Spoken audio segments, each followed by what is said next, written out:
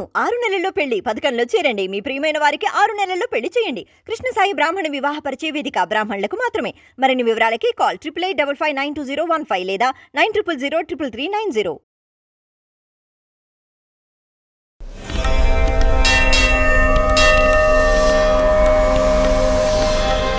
అయ్యప్ప ఏ జన్మలో పుట్టారు అంటే ఏ యుగంలో పుట్టారు? అయ్యప్ప పుట్టుకలో ఏమైనా రహస్యాలు ఉన్నాయా?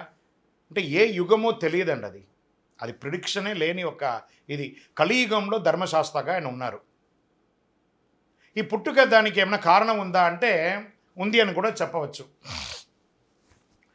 ఆయన ధర్మాన్ని శాసించడానికి కోసమే పుట్టారు. ధర్మశాస్త్రగా ఆయన పుట్టారు.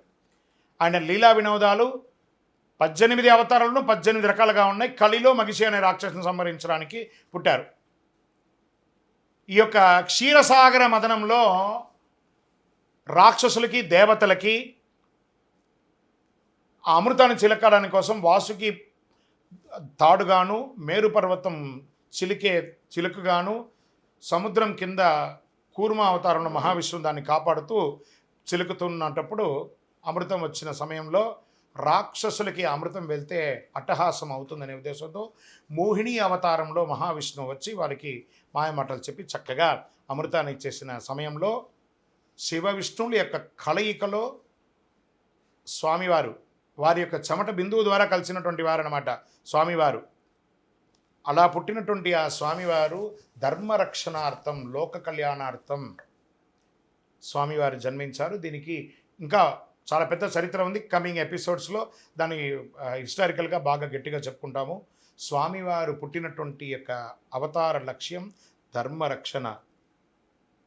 ధర్మరక్షణకై అవతరించిన కర్మఫలములను అని ఎంత అనుగ్రహం ఇచ్చినటువంటి వారంటే ధర్మరక్షణ కోసమే మాత్రమే ఆయన జనించారు. శరణమయ్యప్ప.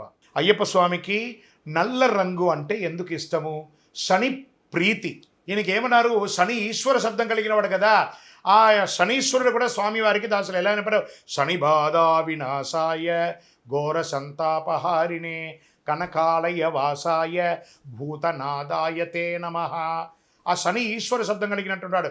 ఈ స్వామివారిని పూజించడం వల్ల అర్ధాష్టమ శని, అష్టమ శని, కంఠ శని, 7.5 7.5 శని, జన్మ శని, అన్ని శని దోషాలన్నీ కూడా తొలగిపోతాయి. ఆ శనీశ్వరుడు అలంకార ప్రియుడు కాదు కాబట్టి పిచ్చివాడిలాగా ఎలా ఉంటే అలా ఉంటాడు. ఈ అయ్యప్ప మాలలో కూడా మనం కూడా బాల వేసుకొని జుట్టు విరబోసుకొని చక్కగా పెద్దగా షోకుగా ఉండగా కదా గడ్డం పెంచుకుంటాము, నల్ల బట్టలు వేసుకుంటాము, కాళ్ళకు చిప్పులు ఎక్కడ ఉంటాం, కింద పడుకుంటాం. ఇవన్నీ కూడా శనికి ప్రీతి. అవన్నీ కూడాను చేయడం వల్ల స్వామికి చాలా ఇష్టం. ఒక నలుపే కాదండి, ఆయనకి కూడా నీల వస్త్రధారియే శరణం అయ్యప్ప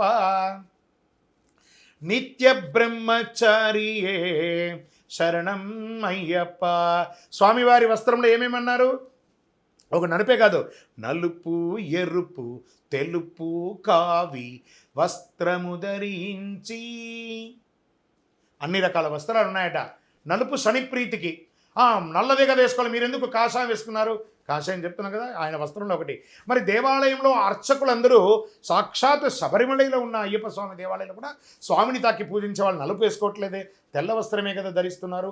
పతీత వస్త్రంతో పూజ చేయాలని ఒక లెక్క ఉంది.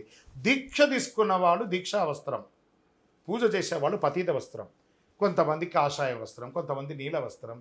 ఏ వస్త్రం ధరించినా ఆ వస్త్రానికి న్యాయం చేయండి. శరణమయ్యప్ప.